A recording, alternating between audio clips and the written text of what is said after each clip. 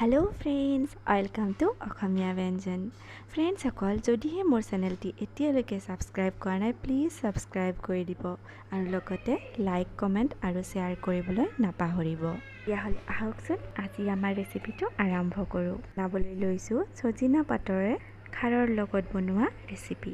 ৰেচিপিটোৰ বাবে আমাক লাগিব এটা কাটি লোৱা পিয়াজ, এয়া আদা নহৰু পেষ্ট, সজিনাৰ পাত অলপমান, এয়া কঁঠালৰ গুটি, এয়া কলৰে বনোৱা খাৰ, কেইটামান কেঁচা জলকীয়া আৰু এয়া মই চাউলৰ গুড়ি লৈছোঁ। এতিয়া মই কেৰাহীটো অলপ সময়ৰ বাবে গৰম কৰি লৈছোঁ। গৰম হৈ অহাত এয়া মই তেল অকণমান দি লৈছোঁ সজিনা পাতখিনি ভাজি ল'বৰ বাবে।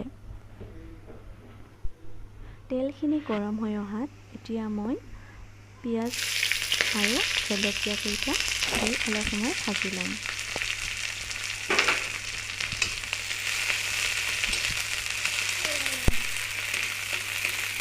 পিঁয়াজখিনি ৰঙচুৱা হোৱাত এয়া মই আদা নহৰু পেষ্টখিনি দি অলপমান লৰাই এনেকৈ ভাজি থাকিম।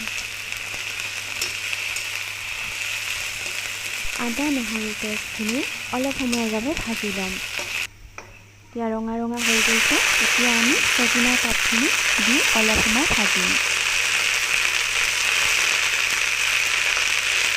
এইখিনি এতিয়া মই অলপ লৰাই দিম, ভালকৈ মিহলাই ল'ম তেলৰ লগত।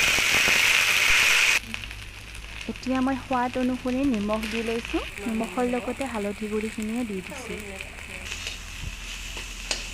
এইখিনি অলপ মিহলি কৰি লৈ এতিয়া আমি কঁঠালৰ গুটিকেইটা দি ল'ম।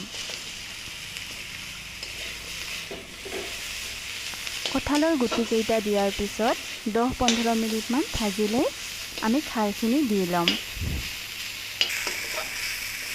আমাৰ 15 মিনিট হৈ গৈছে, এতিয়া আমি খাৰখিনি দিম।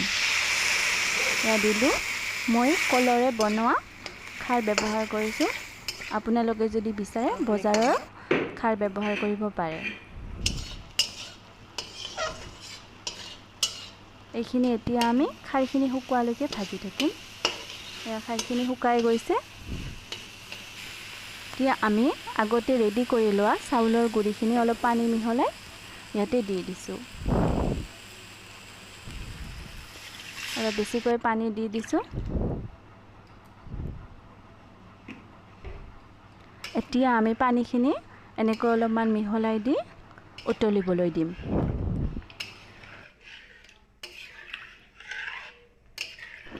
এতিয়া আমি পানীখিনি উতলিবৰ বাবে 15 মিনিটমান এনেকৈ ৰাখি থৈ দিম। এতিয়া পানীখিনি লাহে লাহে উতলি আহিছে, দেখিবলৈও খুবেই ভাল লগা হৈছে, নহয়নে ফ্ৰেণ্ডসকল? এতিয়া আমি এইখিনি অলপ ঘন হ'বলৈ দিম। এতিয়া আমি পানীখিনি শুকাই যাবলৈ দিম।